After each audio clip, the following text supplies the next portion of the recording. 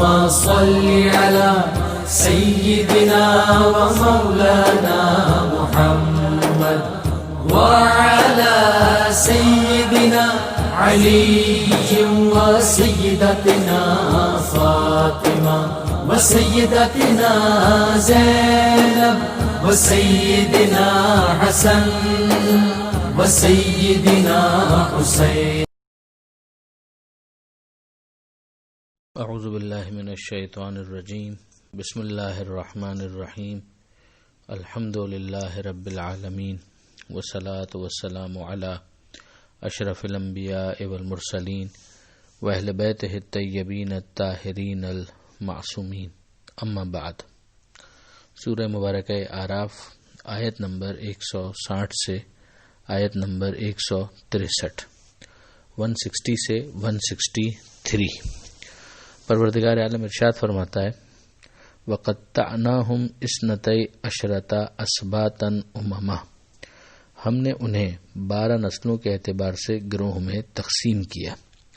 اب ظاہر ہے کہ کسی بھی گروہ کی انتظامی باغ ڈور سنبھالنے کے لیے، اس کو مینج کرنے کے لیے ضروری ہے کہ اسے پراپرلی آرگنائز کیا جائے، اور اس آرگنائزیشن کا ایک اہم طریقہ یہ ہوگا کہ مختلف گروہوں کے اندر، سب کیٹیگریز کے اندر ان کو ڈیوائڈ کیا جائے. یہ ایک بڑی مثبت تقسیم ہوتی ہے جو مینج کرنے کے لیے ضروری ہوتی ہے. اب ظاہر خاندان کے اعتبار سے ان کو 12 حصوں میں تقسیم کر دیا گیا، ورنہ ہر ایک کو الگ الگ مینج نہ کیا جائے تو آپس میں کانفلکٹ، اختلافات، جھگڑے، فساد، اس کے بہت زیادہ امکانات ہوتے ہیں. لہذا ملکوں کے اندر بھی ہم دیکھتے ہیں کہ مختلف صوبوں کے قیام اسی غرض سے ہوتے ہیں، مختلف شہروں کا قیام اسی مقصد سے ہوتا ہے کہ بہتر انداز میں اس کو مینج کیا جا سکے. ہاں، جب یہی چیز ڈسٹرکشن یا تباہی اور بربادی کے لیے ہونے لگے تو وہ تقسیم جو ہے پھر بڑی منفی بن جاتی ہے. تو یہاں پروردگار عالم خود اپنی طرف اس کی نسبت دیتا ہے کہ ہم نے ان کو 12 قبیلوں کے اندر تقسیم کیا. وَأَوْحَيْنَا إِلَى مُوسَىٰ، اور ہم نے موسیٰ علیہ السلام کو وحی کی. اِذِ اسْتَسْقَاهُ قَوْمُهُ، جب ان کی قوم نے پانی پلانے کی درخواست کی. ان اضرب بعصاک الحجر، کہ تم اپنے عصا کو حجر یعنی پتھر پر مارو. فانبجست منہ اثنتا عشرۃ عینہ، تو اس میں سے 12 چشمے پھوٹ پڑے. اب یہ 12 چشمے پھوٹ پڑے اس شان کے ساتھ کہ قد علم کل اناس مشربہم، کہ ہر گروہ نے اپنا گھاٹ جان لیا. یعنی وہ اس طریقے سے جاری ہوئے کہ اس کی نشانیاں بڑی واضح تھیں، اور 12 قبیلے تھے اور 12 چشمے ظاہر ہو گئے. تو ہر ایک پہچان گیا کہ ہمیں یہاں سے پانی پینا ہے، تو اسے پھر دوسروں کے گھاٹ سے سروکار نہ رہا، اور آپس میں جو ایک کانفلکٹ ہو سکتا تھا وہ ختم ہو گیا. قد علم کل اناس مشربہم وظللنا علیہم الغمامہ، اور ہم نے ان کے اوپر بادل سے سایہ کیا. وانزلنا علیہم المن والسلوی، اور ہم نے ان کے اوپر من و سلوہ کو نازل کیا. اب یہ جب یہ لوگ نکلے ہیں وہاں سے مصر سے اور اب ارض مقدس کی طرف جا رہے تھے، تو یہ بظاہر جو راستے کی داستان ہے اس کے مختلف واقعات یہاں پر بیان ہوئے کہ ایک تو ان کو آرگنائز کرنے کے لیے 12 حصوں میں تقسیم کیا گیا. پانی کا جب مطالبہ ہوا تو پتھر پر عصا مارنے کا حکم دیا گیا جس سے 12 چشمے پھوٹ نکلے. اور پھر اس کے بعد تیسری چیز کہ ان کے اوپر سخت جھلسا دینے والی ریگستان کی جو گرمی ہے اس میں سورج کی شعاؤں سے بچنے کے لیے آسمان پر بادل کا سایہ فراہم کر دیا گیا. یہ راستے میں سفر میں کھاتے کیا تو ان کے لیے من اور سلوہ نازل کر دیا گیا. من اور سلوہ کے بارے میں مختلف تعبیرات مختلف مفسرین نے بیان کی ہے. ایک یہ ہے کہ اس سے مراد کوئی میٹھی چیز تھی جو درخت کا شیرہ وغیرہ تھا کہ جو وہاں پر ان کو آسانی سے مل جاتا تھا. اسی بیابان کے اندر جو تھوڑے بہت درخت ہوتے تھے ان سے ان کو یہ حاصل ہو جاتا تھا. اور دوسرا سلوہ کبوتر کی طرح کا یا بٹیر کی طرح کا ایک ایسا پرندہ کہ جس کا شکار ان کے لیے بہت آسان تھا. پھر پروردگار فرماتا ہے کلوا من طیبات ما رزقناکم، کھاؤ اس پاکیزہ رزق میں سے جو ہم نے تم کو دیا ہے. وما ظلمونا ولکن کانوا انفسهم یظلمون، ہم نے ان پر ظلم نہیں کیا بلکہ الٹا کہ وہ ہم پر انہوں نے کوئی ظلم نہیں کیا. ولکن کانوا انفسهم یظلمون، اور وہ اپنے اوپر ہی ظلم کرتے رہے. یعنی اب اتنا کچھ پروردگار کی طرف سے جب ان کو ملا ہے تو ان کی طرف سے ہونا چاہیے تھا شکر نعمت، مگر انہوں نے شکر تو نہیں کیا پروردگار عالم کی نعمتوں کو کفران کی منزل تک لے کر گئے، خدا کی معصیت کی، حضرت موسیٰ علیہ السلام کو اذیت دی، جس کی بعض مثالیں ابھی آگے آ بھی جائیں گی، تو اس سے انہوں نے ہمارا کیا بگاڑ لیا؟ ہمارا تو یہ کچھ نہ بگاڑ سکے، مگر یہ اپنا ہی بگاڑتے رہے، اپنے اوپر ہی ظلم کرتے رہے، اپنا نقصان کرتے رہے۔ خدا بے نیاز ہے، اگر چاہا کی ہے کہ اس کی عبادت کی جائے، مگر اس میں اگر کوتاہی اگر ہوتی ہے تو خدا کا کیا بگڑتا ہے؟ پروردگار عالم کی نہ توحید کو نقصان ہے، نہ پروردگار عالم کے مرتبے اور مقام کو کوئی نقصان پہنچا سکتا ہے۔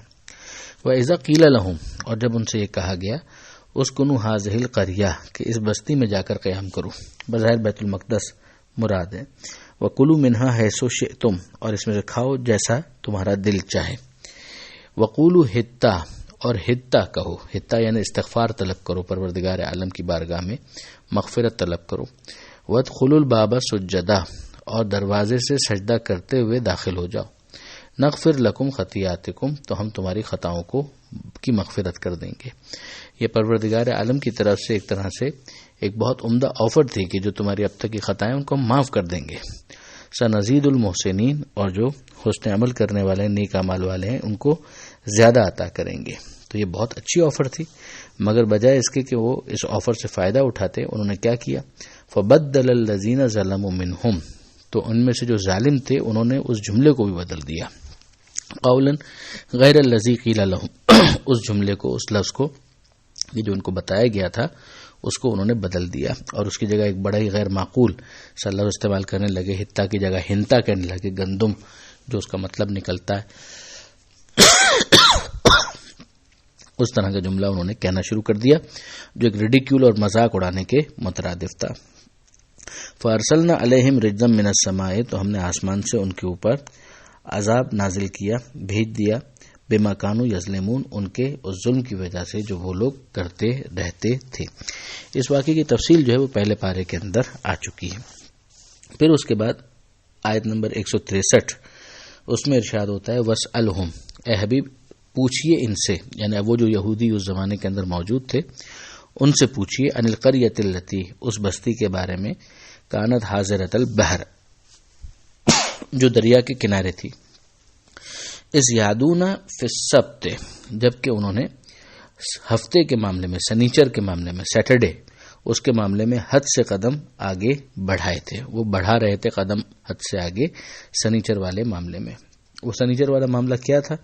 اسی کے آگے وضاحت آ رہی ہے کہ استعتیہم ہیتانہم یوم سبتہم شرعا، کہ جب ہفتے کا دن ہوتا، سنیچر کا دن ہوتا، تو مچھلیاں جو ہیں وہ کھلے بندوں یعنی بہت کھل کر کنارے پر آ جاتی، وَيَوْمَ لَا يَسْبِتُونَ، اور جب سنیچر کا دن نہ ہوتا، سیٹرڈے نہ ہوتا، لا تأتیہم، تو پھر مچھلیاں نہ آتی، وہ گہرے پانی میں ڈیپ واٹر کے اندر چلی جاتی۔ کذالک نبلوہم بما کانوا یفسقون، ہم نے اسی طرح سے ان کی آزمائش کی اس کے مقابلے میں کہ جو وہ بدعمالیاں کر رہے تھے۔ اب یہ جو معاملہ یہاں پر بیان ہوا ہے اس میں ان کی آزمائش یہ تھی کہ پروردگار عالم کی طرف سے سیٹرڈے کو اور ہفتے کو ایک تعطیل یا ہالیڈے، چھٹی کا دن ڈکلیئر کیا گیا تھا، اور تعین حد کے اس دن ان کے لیے شکار کو بھی منع کر دیا گیا تھا کہ تم شکار بھی نہیں کرو گے۔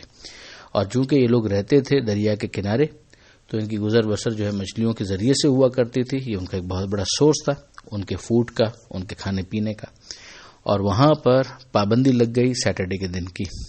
تو اب شاید اسی فطری طرز عمل کی وجہ سے کہ سیٹرڈے کو چونکہ شکار نہیں ہوتا، تو مچھلیوں کا ایک بیہیویئر سا بن گیا تھا کہ پھر سیٹرڈے کو وہ کھلے بندوں بہت آرام سے کنارے تک آ جاتی تھیں، اور لیکن بعد میں وہ ڈیپ واٹر میں چلی جاتی تھی، گہرے پانی میں۔ لیکن بعد میں جب ان لوگوں نے احساس کیا کہ یوں تو ہم لوگوں کا بڑا مسئلہ ہو رہا ہے اور ہم لوگ سیٹرڈے کے دن آسانی سے جب شکار کر سکتے ہیں تو شکار کرنے کا ہمیں موقع نہیں ملتا، تو انہوں نے اس کے اندر عام زبان کے اندر کہا جائے کہ 2 نمبریاں کرنا شروع کر دیں، کہ اس طرح کی نالیاں بنا دیں کہ اس میں آ کر مچھلیاں پھنس جائیں اور پھر سیٹرڈے کا دن گزر جائے تو جا کر وہ اس میں شکار کر لیا کرتے تھے۔ تو اس چیز کی بہت زیادہ پروردگار عالم نے مذمت کی ہے، بلکہ آگے ہم دیکھیں گے اگلے صفحے پر کہ پروردگار عالم نے ان کو بہت سخت عذاب کیا اور ان کو بندر بنا دیا جنہوں نے اس کام کو انجام دیا تھا۔ اور اس کے حوالے سے جو لوگوں کی تقسیم ہوئی کہ اس زمانے کے اندر یعنی اس بستی کے اندر جو لوگ تھے وہ کتنی کیٹیگریز کے اندر ڈیوائڈ ہو گئے، تو 3 بڑی کیٹیگریز ہیں جن کا ذکر آگے آئے گا انشاءاللہ، اس کو ہم بعد میں ڈسکس کریں گے۔ پروردگار عالم سے دعا ہے قرآن سمجھنے اور عمل کرنے کی توفیق عطا فرما، اور وارث قرآن امام زمانہ کے ظہور میں تعجیل فرما۔ وآخر دعوانا ان الحمدللہ رب العالمین، والسلام علیکم ورحمۃ اللہ وبرکاتہ۔